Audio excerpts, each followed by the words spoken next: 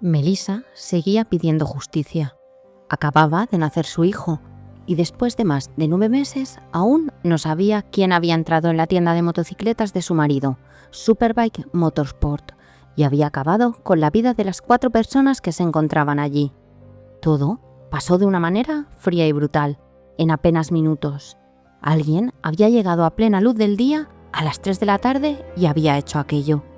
Lo que Melissa tampoco sabía aún era que la respuesta tardaría años en llegar, tantos como 13, y que se acabaría aclarando todo lo que sucedió aquel día por pura casualidad. Detrás del crimen. Lo que vas a escuchar ocurrió de verdad. Algunos detalles pueden resultar perturbadores. Ningún crimen debería quedarse en el olvido. Este es uno de ellos.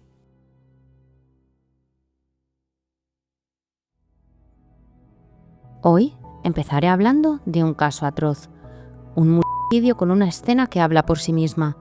Por sí solo ya resulta desconcertante. 4 personas a las que les arrebatan la vida de una manera completamente inexplicable, a plena luz del día y sin un motivo aparente. Una vez más, la realidad supera la ficción. Es un caso largo, por la cantidad de hechos ocurridos y por el tiempo que tardó en resolverse. Por eso lo he dividido en 2 episodios. Para entender cómo encontraron al culpable, tendremos que saltar en el tiempo y conocer a otros personajes que tuvieron mucho que ver y que lamentablemente también pagaron un alto precio en todo lo que ocurrió después. Soy Laura y esto es Detrás del crimen. Empezaré hablando de Melissa Ríos, la mujer que os mencionaba al iniciar este episodio. Es una chica rubia, atractiva y con una carrera prometedora. En este momento tiene alrededor de 30 años. Conoce a Scott Ponder en una convención de motos y temas relacionados con este mundillo, en Indiana.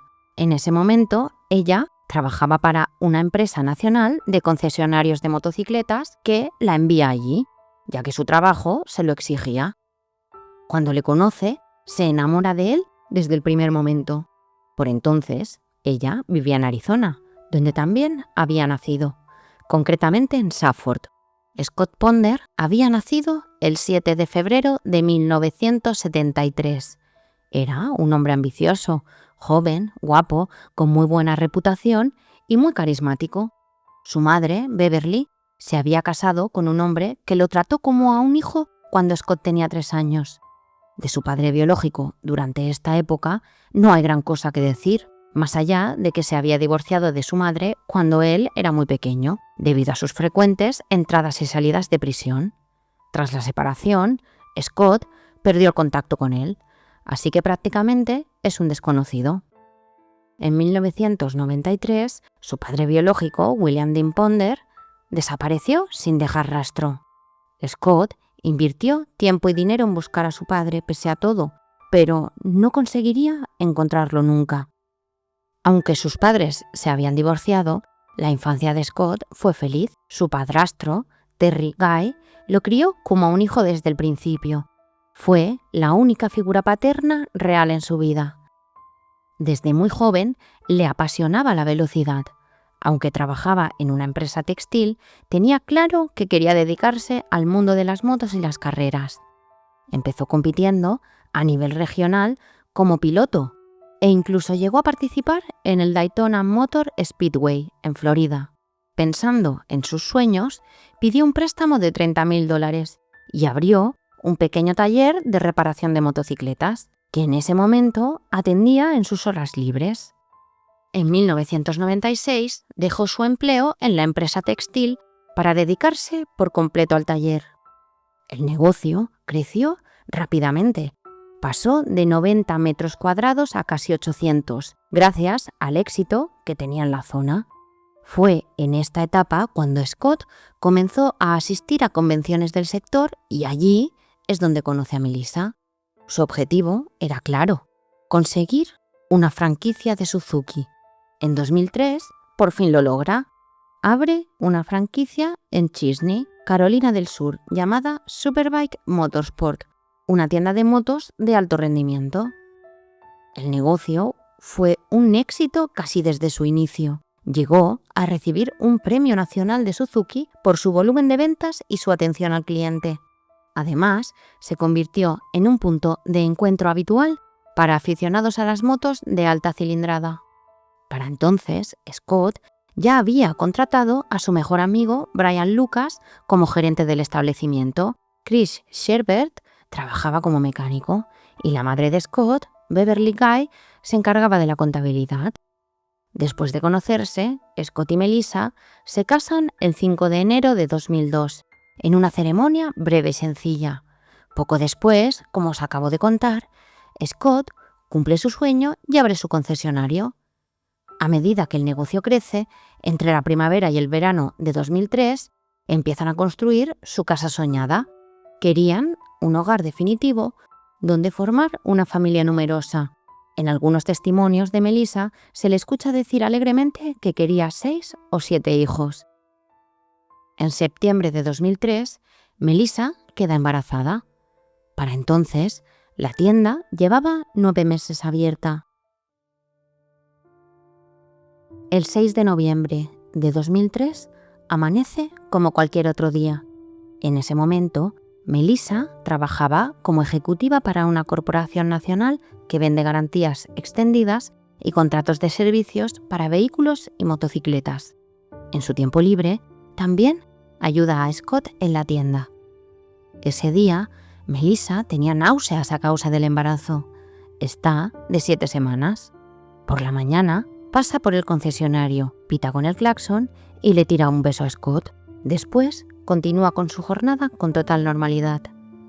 A las 2 del mediodía hablan, como era costumbre, por teléfono y quedan en verse por la noche y cenar juntos, como cada día al terminar su jornada laboral.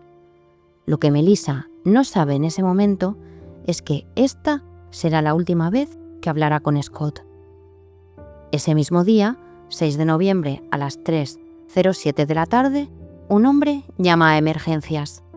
Acaba de llegar a Superbike Motorsport y ha encontrado un escenario que no podría haber imaginado ni en sus peores pesadillas. Este hombre es Noel Lee, amigo de Scott. Había ido a la tienda para recoger unas entradas para un evento de motocross. Al llegar, cree que lo que ve es una broma.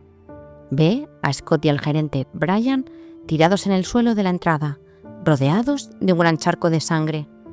Como tenían buena relación y siempre se gastaban bromas, al principio piensa que lo que está viendo es otra broma más de su amigo. Incluso les da con el pie para que reaccionen. Pero de repente se da cuenta de que lo que está viendo no es una simulación. Corre al interior de la tienda y busca un teléfono para pedir ayuda. En esa época no era tan común llevar teléfono móvil.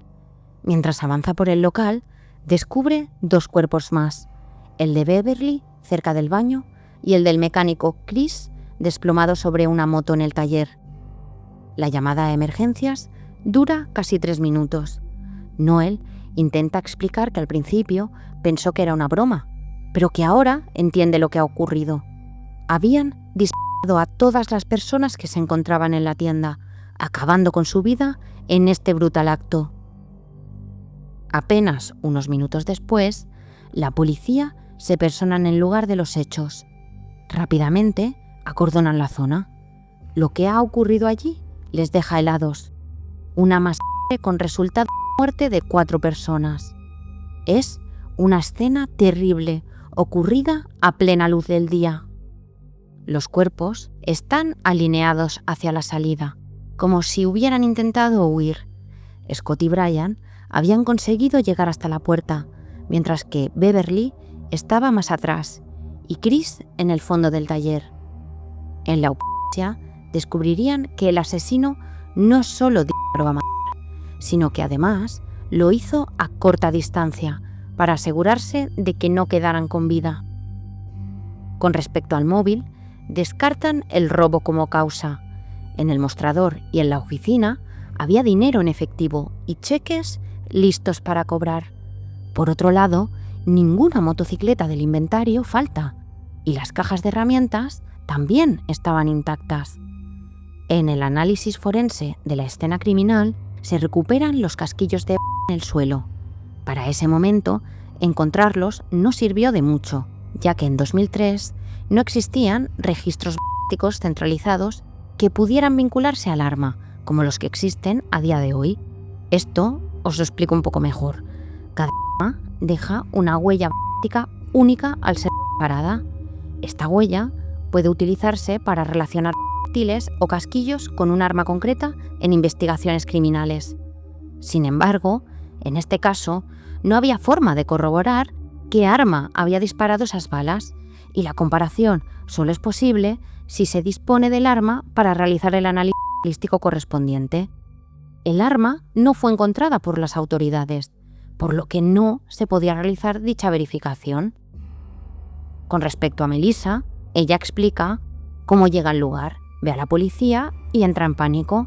En ese momento la policía la lleva a casa, le quitan el teléfono y le prohíben ver la televisión. 2 horas y media después de los hechos, el forense llega para darle la noticia. Entra en shock total. No entiende cómo ha podido suceder algo así. Su marido no es de la clase de personas que tienen enemigos. Cuando pregunta por su suegra y el resto de trabajadores, le comunican la realidad del suceso. No ha sido un único disparo el que ha acabado con la vida de Scott. Ha sido una agresión a todos los que estaban allí a plena luz del día. Casi 7 meses después, nace el primer hijo de Melissa y Scott, Scott Jr. Él crecería sin conocer a su padre. 1 año después de los hechos, el crimen sigue sin resolverse. No hay respuestas.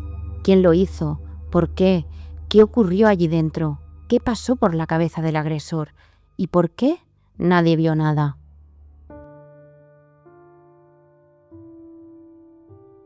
Durante la investigación, dan con un posible testigo del agresor. Fue la última persona que probablemente estuvo en la tienda antes de que entrara el atacante, o incluso podría haberse cruzado con él. Saben que alrededor de las 3, cuando llega Lee, la persona que llamó a emergencias, el crimen ya había sido cometido. Y hay un último cliente que afirma haber estado allí a las 2:30 del mediodía para hablar con Scott. Esto permite aproximarse bastante a la hora en que se cometieron los hechos. Este posible testigo se llama Alvin Al Petit. Es amigo de Scott. Había ido a la tienda para hablar con él. Mientras conversan, ve entrar a un posible cliente. En ese momento, Petit mira su reloj y ve que son casi las 3, así que decide marcharse para ir a trabajar. Ese posible cliente podría ser el autor de lo que ha ocurrido allí. Alvin da una descripción del posible culpable a la policía. Hombre blanco, de unos 75 de altura, pelo corto. Lo recuerda lo suficientemente bien como para hacer un retrato robot. Este retrato comienza a circular rápidamente por todo el país. Pese a tener un testigo y una descripción del posible atacante, no consiguen dar con ningún sospechoso. Esto hace que la investigación recaiga sobre alguien que también estuvo muy cerca de la hora en la que se cometieron los hechos. Lee es sometido a pruebas de polígrafo. Se contrastan todas sus coartadas y se revisa todo con lupa una y otra vez, pero no hay nada concluyente contra él. Los investigadores no pueden acusarlo formalmente, pero para Petit este enfoque policial lo deja bajo sospecha constante y marcado socialmente por todo lo ocurrido. Pero él no fue la única persona que terminó bajo sospecha. Los detectives también investigan el entorno más cercano. La mayoría de los crímenes son perpetrados por personas cercanas a las víctimas. Así que más de 1 año después del tiroteo, las autoridades recibieron un aviso de que Scott Ponder era estéril, a pesar de que su esposa Melissa había dado a luz recientemente, como ya sabéis. El soplo llegó a la oficina del sheriff del condado de Spartanburg mediante una llamada telefónica totalmente anónima. A día de hoy, nunca se ha revelado públicamente quién hizo esa llamada. El caso es que deciden hacer caso a esta información y tras extraer ADN del pañal del hijo pequeño de Melissa Ponder, en concreto de uno que la propia Melissa tiró en la comisaría un día que la citaron allí para interrogarla, la policía la acusa de infidelidad, alegando que los resultados de ADN indican que el niño era hijo de otro hombre, Brian Lucas, el empleado de la tienda que falleció junto a su marido. Para los investigadores, esto podría cambiar por completo la interpretación del caso. Si Brian Lucas era realmente el padre del niño, la supuesta relación entre ambos podría proporcionar un posible móvil para el crimen. Después de obtener los resultados, la interrogan muy duramente, pero claro, ella sabe que esto es un error, así que la propia viuda, Melissa Ponder, exige realizar una segunda prueba independiente de ADN, al darse cuenta de que las acusaciones de la policía no son fundadas. Esta vez lo hace a través de un laboratorio privado, independiente y certificado, utilizando muestras directas de ADN y no de un pañal. El resultado da un 99,9% de probabilidad de que Scott Ponder sea el padre de su hijo. Ante la evidencia irrefutable del laboratorio privado, los peritos del Estado tuvieron que revisar a fondo sus propios archivos. Fue entonces cuando descubrieron el fallo crítico de protocolo. El genetista a cargo había manipulado las muestras de la escena del crimen que incluían la sangre de la víctima Brian Lucas en la misma bandeja y al mismo tiempo que el pañal del bebé. Los tubos se habían contaminado o el personal había etiquetado mal los resultados, lo que provocó que la máquina leyera el ADN de la víctima en lugar del código genético real del bebé. La policía tuvo que retirar la sospecha sobre Melissa. Pero esta no fue la única teoría que los investigadores llegaron a considerar. Hay una tercera que también sonó con fuerza. Esta es un poco más compleja, pero la policía llegó a estar convencida de que esto era totalmente posible. Esta hipótesis tiene que ver con el padre biológico de Scott. Ya os he hablado de él. Desapareció en 1993 y para el 2003, cuando ocurre el episodio en Superbike Motorsport, aún no se había resuelto el caso. Aún seguían sin encontrarle, con o sin vida. William Dean Ponder, el padre de Scott, tenía un historial delictivo que incluía condenas por robo, armas y estupefacientes, y acababa de salir de prisión 2 meses antes de desaparecer. De hecho, como ya sabéis, toda esta vida delictiva fue el motivo de divorcio con Beverly, la madre de Scott.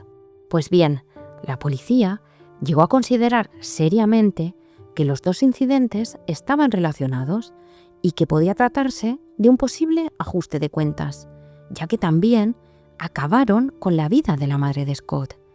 Creían que era probable que alguien quisiera poner fin a la vida de toda la familia, pero tampoco llegan a tener nada en contra de ningún sospechoso.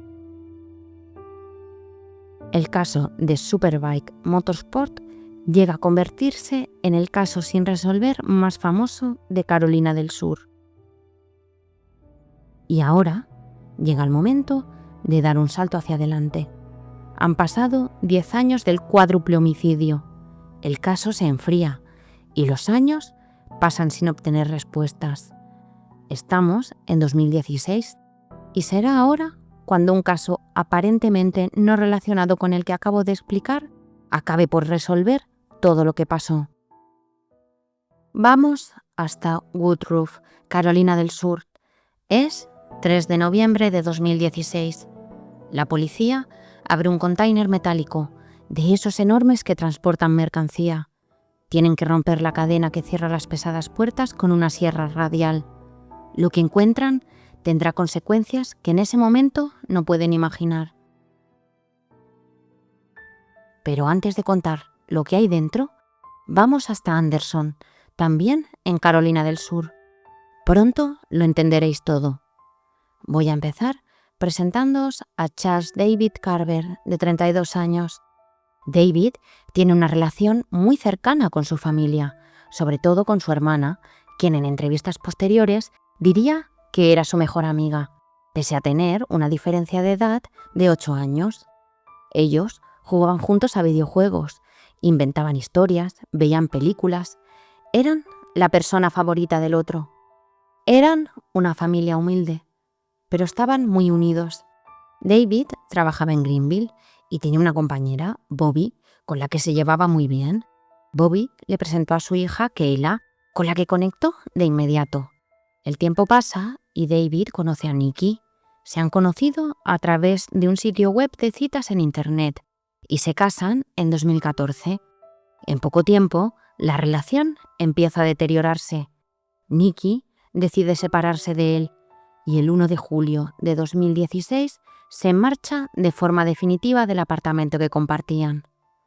Kayla, la mujer de la que os he hablado antes, empieza a verse con David a mediados de julio de ese mismo año. Como ya he mencionado, se conocen previamente y comienzan a salir formalmente en ese momento. Para mediados de agosto, la relación avanza tan rápido que Kayla se traslada al apartamento de él en la localidad de Anderson. Para David, Kayla es probablemente el amor de su vida.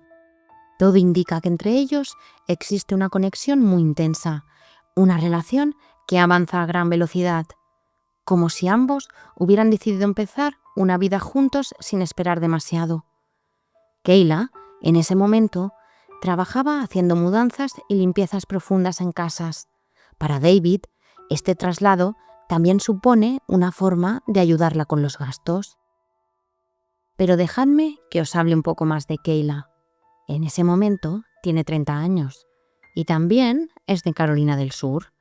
Ha pasado por una vida complicada, pero es una mujer trabajadora, independiente y con una personalidad muy fuerte.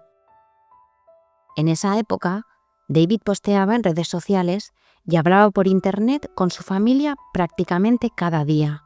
Publicaba mensajes o chistes en su muro de Facebook para alegrar el día a sus amigos y conocidos. Una parte importante de su vida era el cine. Le gustaba mucho y era muy fan de Gene Wilder. Su hermana recordaba en entrevistas posteriores cómo habían visto muchas veces Charlie y la fábrica de chocolate. Por ello, le tenían un cariño especial a este actor. Cuando Gene Wilder fallece a causa de una enfermedad, su hermana le pregunta si se ha enterado de la noticia. Él dice que sí y publica una línea en Facebook al respecto. Esto a ella le resulta muy extraño. Ella insiste en preguntarle si está bien y él ya no responde. Os he hablado de su relación porque realmente tenían un vínculo muy cercano y la familia detecta rápidamente las señales de alarma. En este caso, David no da señales de vida durante días a personas con las que hablaba con muchísima frecuencia. Tampoco contesta los mensajes como él solía hacer. Esto hace que salten las alarmas. Su familia empieza a contactar con amigos cercanos. En concreto, contactan con Sean, que trabajaba con él. La hermana de David le pregunta si lo ha visto y él dice que lleva unos días sin ir a trabajar. Cuando ya han pasado 5 días sin que nadie haya visto ni hablado con David, su familia decide poner una denuncia por desaparición. 2 días después, un amigo preocupado también notifica la desaparición de Kayla Brown, la novia de David, a la policía. La familia de David insiste a las autoridades y medios en que esto no es una fuga voluntaria. Lo conocen y saben que no haría algo así. Siguen pasando los días y no hay noticias de ellos. Empiezan a aparecer extrañas publicaciones en el muro de David. Escribe cosas que no parecen propias de él. La policía sigue buscando, pero no tienen ni idea de dónde puede estar. Después de una semana, David en sus redes sociales empieza a escribir cosas como que está casado con Kayla y que dejen de buscarlo. Pero hay elementos que no cuadran en sus mensajes, como faltas de ortografía, expresiones que no encajan con su forma habitual de hablar y mensajes privados que tampoco coinciden con su estilo.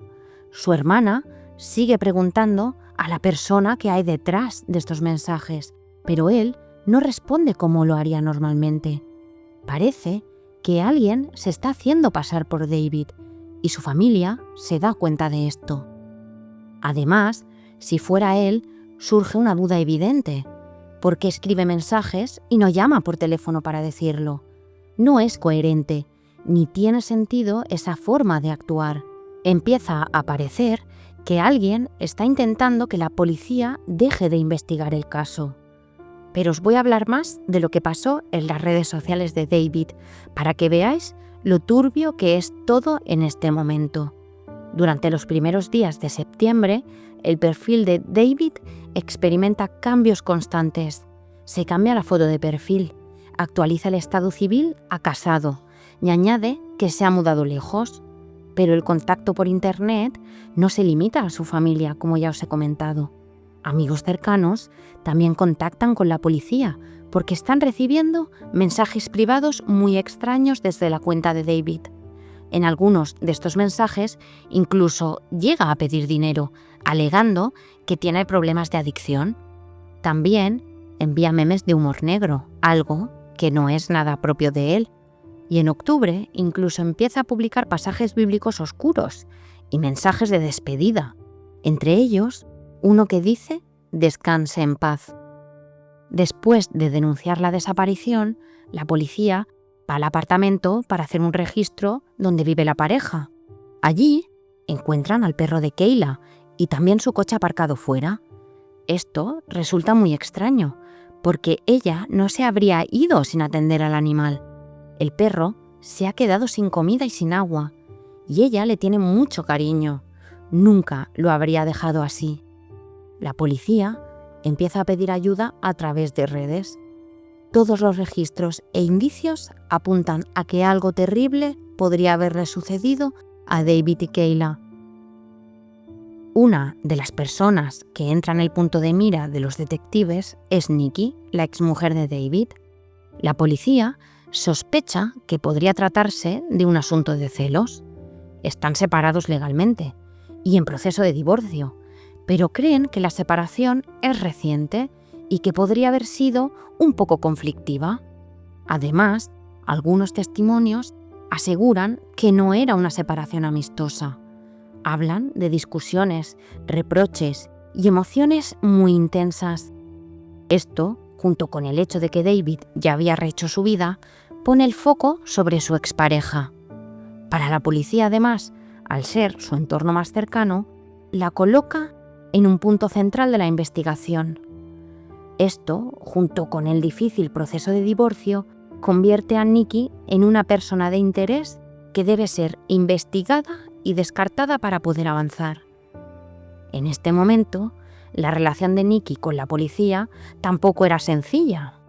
Días antes, había decidido investigar por su cuenta. Según declaró posteriormente, lo hizo por la frustración al ver que la policía no encontraba a David. El caso es que llama a la compañía telefónica de David Carver y se hace pasar por una investigadora de la policía. Se identifica como Charlene Excel. Su objetivo era rastrear la última localización registrada del móvil de David. En la llamada, proporciona un número de placa falso y solicita la localización por satélite del móvil, alegando que era una emergencia policial. El empleado de la compañía telefónica sospecha de inmediato. Nikki deletrea mal el apellido de la supuesta detective 2 veces. En ese momento, el operador la pone en espera y llama directamente a la policía. Cuando interrogan a Nikki, ella dice que solo intentaba ayudar y que estaba totalmente desesperada. En paralelo a estos hechos, la policía está intentando rastrear la IP de David para descubrir su ubicación. Los investigadores descubren que algunas conexiones provienen de la casa de Nikki. En los primeros interrogatorios, Nikki asegura que David sigue en contacto con ella por teléfono.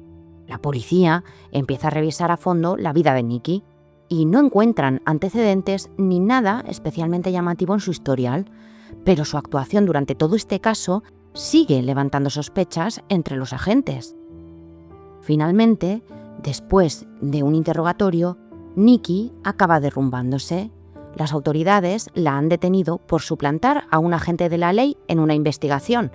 Todo viene por la llamada a la compañía telefónica. En este interrogatorio termina confesando que todo era mentira, que David no mantiene ningún contacto con ella y que estaba tan desesperada por encontrarlo que intentó acceder a sus cuentas por sus propias vías para ver sus mensajes privados en redes sociales. Por eso salía la IP de Nikki en las investigaciones policiales. También confiesa sentirse humillada y que quiere saber si realmente se ha ido con Kaylee y la ha abandonado para siempre. Nikki no será descartada hasta semanas después. En ese momento hay demasiadas preguntas y muy pocas respuestas. Y ahora os lo ordeno todo cronológicamente. Los intentos de la exmujer de David por entrar en sus cuentas se producen entre septiembre y octubre. La llamada en la que se hace pasar por una detective tiene lugar el 8 de octubre, pero no es hasta un fatídico 3 de noviembre cuando la policía empieza a obtener las respuestas de todo este rompecabezas. Y tampoco será hasta después de esa fecha cuando puedan descartar a Nikki como sospechosa o cómplice de todo lo que la policía descubrirá después. Antes de acabar el capítulo de hoy, quería explicar algo más. La escena que se encuentran los detectives en Superbike Motorsport es una escena que denota un crimen cometido a sangre fría, casi como una ejecución. Era un entorno seguro y conocido para las víctimas. Eran personas capaces, con herramientas a su alcance. Quizá el agresor les pilló por sorpresa por ser alguien conocido, o quizá por tener entrenamiento táctico. Sea como sea, actuó de manera metódica y calculada. Es por eso que la policía nunca descarta la hipótesis de un suicidio. La rapidez de los hechos, la forma en que ocurre todo, hacen que la policía tenga poco con lo que orientarse. Con respecto al escenario al que se enfrenta en el segundo caso, vemos señales de alarma casi desde que se inicia la investigación. El perro solo, los mensajes en el muro de David, todo apunta a que alguien les ha hecho algo a la pareja o que alguien les retiene en contra de su voluntad. Por eso la policía sospecha de Nikki. La situación de divorcio, la manera en que interfiere en la investigación, todo, en un primer momento, parece apuntar hacia ella. En este caso, la policía deberá seguir reuniendo pistas y recolectando información, porque mientras todo parece apuntar a la exmujer de David, hay datos que aún no han podido investigar, datos que los llevarán a esclarecer algo que aún no pueden ni imaginarse.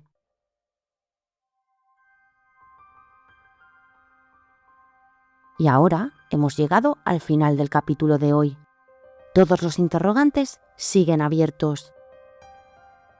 4 personas a las que se les arrebató la vida a plena luz del día y la inquietante desaparición de una pareja que aún necesita una respuesta. En ambos casos, la policía tiene líneas de investigación abiertas, pero nada les hace pensar a los investigadores que ambos casos puedan tener relación. Llegados a este punto, me gustaría leer en comentarios si vosotros tenéis alguna teoría al respecto de los casos. En el siguiente episodio os contaré también qué encontró la policía en ese contenedor, o mejor dicho, a quién. Gracias por escuchar Detrás del Crimen. Si te ha interesado este caso, puedes apoyarme siguiéndome y activando las notificaciones para no perderte los próximos episodios. Porque detrás del crimen siempre quedan historias que nadie consigue olvidar.